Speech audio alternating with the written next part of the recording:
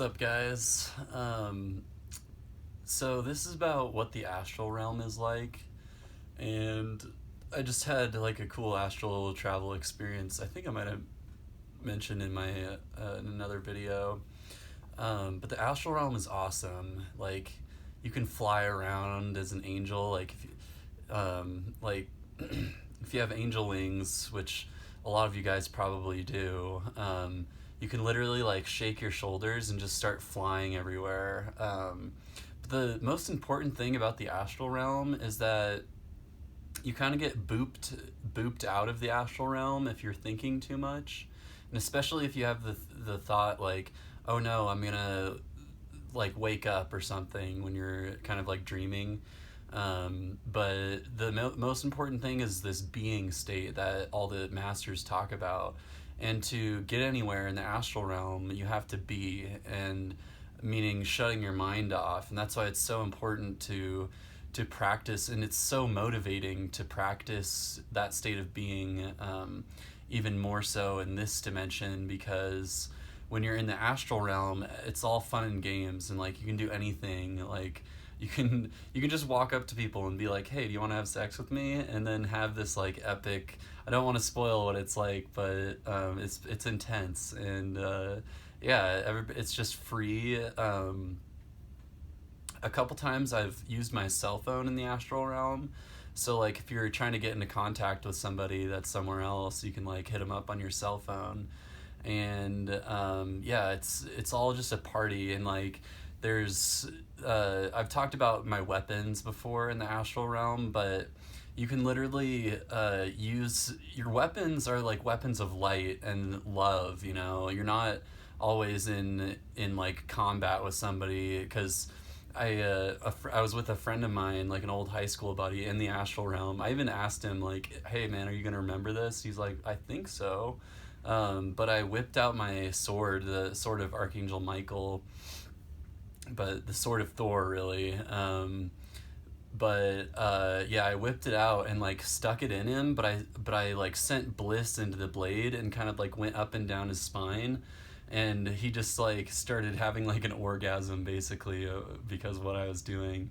I'm trying to think of other things in the astral realm. Video games are in the astral realm. Like, you can take on a different avatar, kind of like I've been Spider-Man like probably like 4 times now in the astral realm, where you kind of get inserted into this video game and you become like I became Spider-Man and started like slinging webs, and like this this one game, it was like 25 or 30 people on one team and then 25 or 30 people on the other team, and there was like multiple Spider-Mans on my team, but I remember like slinging webs with this other Spider-Man on my team, and then we went and like had a battle with an enemy opposite Spider-Man in this high rise skyscraper. And yeah, it's just so amazing. Oh, you can also do magic in the astral realm too.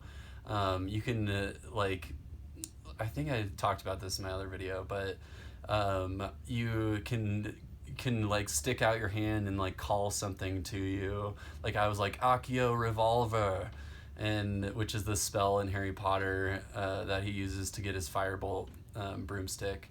But yeah, the astral realm is so amazing. There's all the gods and goddesses that you can think of are there too. I see them occasionally, but yeah, it's just so amazing. Like, there's big parties. Oh, there's festivals and like EDM shows in the astral realm too. Like, I went to this one EDM show. This was back when I was having a lot of anxiety, and I started getting anxiety in the EDM show, and somebody like walked me out and like sat with me outside of the show because I was getting anxiety in the astral realm. But that was kind of like it was a little bit lower, I want to say, because it had a lot less light. Like, all the EDM show was big, bright, and very well lit. And that's the thing in these different planes, these different astral planes.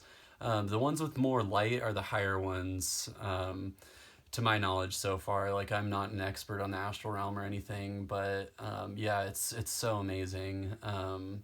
Yeah, doing spells, gosh, they're like some of these beings, some of these god beings that have been around for like hundreds of thousands of years, that's where their true knowledge is, you know, is in those astral realms where they've been gathering knowledge and stuff for ages and ages and ages.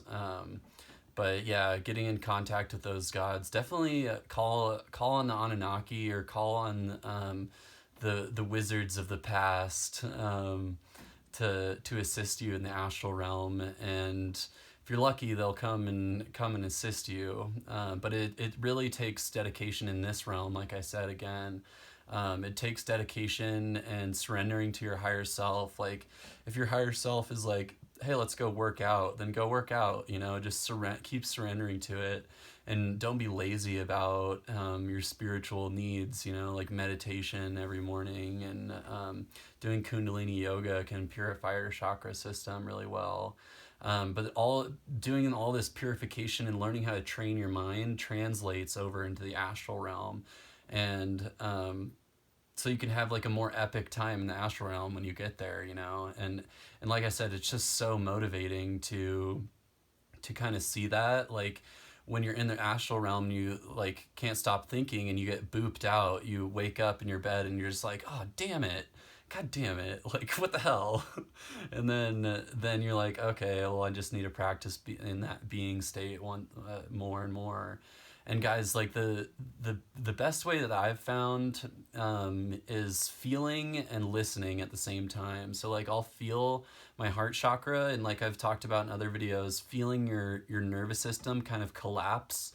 Like, if it's constantly collapsing on that one spot in your heart that you've chosen, then that's like pulling the energy of thought. Like, your thoughts create energy, and if you're constantly pulling and collapsing your energy field into that heart space, then it'll like suck, like your thoughts will appear here, and then they'll get sucked into that observance of your heart space. And then listening on top of that is even it's doing both of those at the same time puts you into that being state so much better. And then if you want to take it a step further, which I'm not very good at yet, but it's spinning your Merkaba around you as well. Like, imagining you have a cone head and the top of your Merkaba is spinning. And I want to say they've told me that spinning it counterclockwise is better. Like, if you're looking at it from the top, spinning it like this way is better. But I'm still a newbie. And that's the great thing about this ascension, is like, you reach this next state and then you're like, God, I don't know anything. And then then you're like, okay, I've got a handle on things. And then you're like, you hit this other stage and then you're like, oh God, I don't know anything. And it's just like this constant growth experience. And the road really never truly ends. All the great masters say that the growth of the spirit never really ends. So yeah, guys, hope you liked the video. Peace.